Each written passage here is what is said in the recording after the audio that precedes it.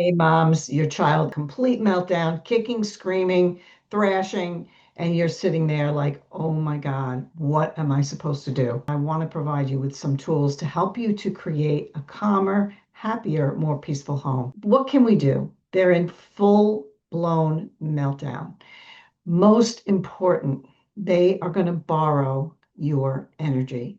So if you are calm, they are going to feel that. That is going to help them to overcome the sensory overload. Easier said than done, right? Remember, again, there's no perfect mom out there. So there's going to be times that you're able to calm and relax and be that calm in their storm. And there'll be other times when maybe you lose it too. So, number one, be there calm within the storm. You can do that. You don't have to say anything. You can just be that calm energy for them that they will use to help them to calm. Another thing, you can bend down and get to their height if they'll look at you and just talk really, really slowly and really, really calmly and just say, I'm here for you. I am here for you. Do you need a hug? Give them choices. Do you want to go outside? Sometimes during the like a full-blown meltdown, they don't want any more sensory input. They don't want you to say a word. So in that case, obviously, you're just going to bend down and just put your hands like this and just breathe and let them hear you breathing calmly. And then when they do start to settle, then you can start asking them, giving them some choices, which is going to give them some autonomy. And just say to them, oh, can I help you? Do you need a hug? Do you need quiet music? Do you need a sip of water, maybe? Are you hungry? Do you need to go and jump around outside, get some fresh air? Like give them choices so they can feel like they're in control, right? Instead of being out of control.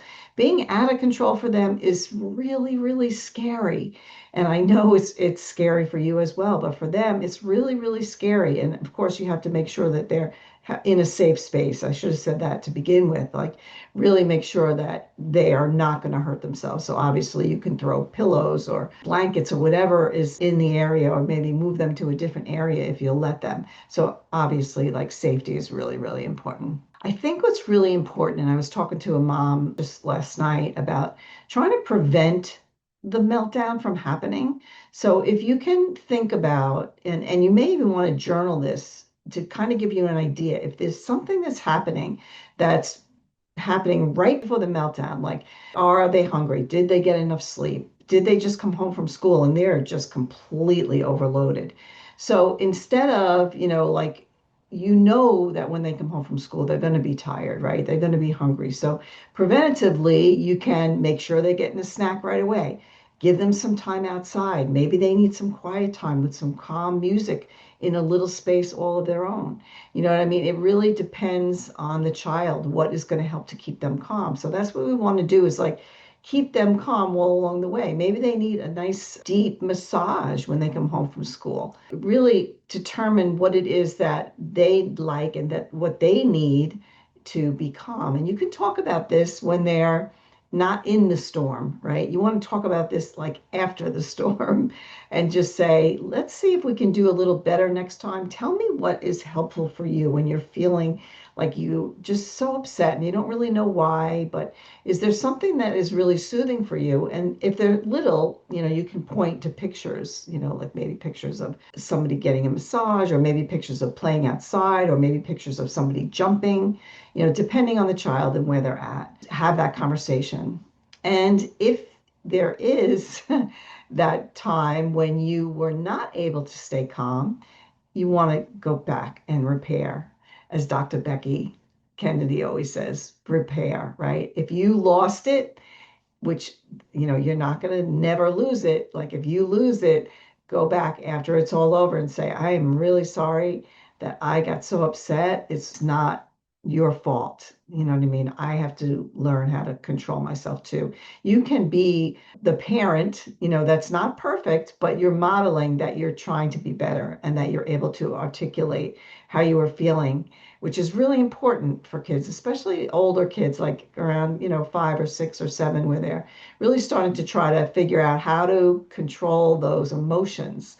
There's also some fantastic books out there that help with that as well. And that's really great. So another thing, I'm a huge proponent of this, is again the physiological piece. So there are absolutely targeted solutions that will help you to be more calm, to be more stress resilient, to be more patient, to help you to regulate your emotions. And those systems are gut brain axis protocols. And you can, in the comments, I'll leave, there's a happy quiz that you can take. And we have protocols for both adults and kids that will help with, really targeting those neurotransmitters that help to keep you calm, more stress resilient, help you sleep, help you have better energy, all the things that we need to kind of prevent those meltdowns from actually happening in the beginning. Along with, of course, a healthy diet. Hydration is super important. If a kid's like really dehydrated, they may have a headache from that and just feel really awful, but maybe aren't able to articulate that. So we want to make sure that their physiological body is in tip-top shape. So that's what I am all about, is really providing those tools for that, as well as parenting tips and things. In the comments, if you want to just chat for a bit and learn more about these protocols, they're really, really, really helpful. So I would encourage you to at least take a look. And maybe a tool that you're able to, that will really help you. All right, so I will be back. Don't forget to hit that subscribe button, check out some of my other videos, and I will see you again.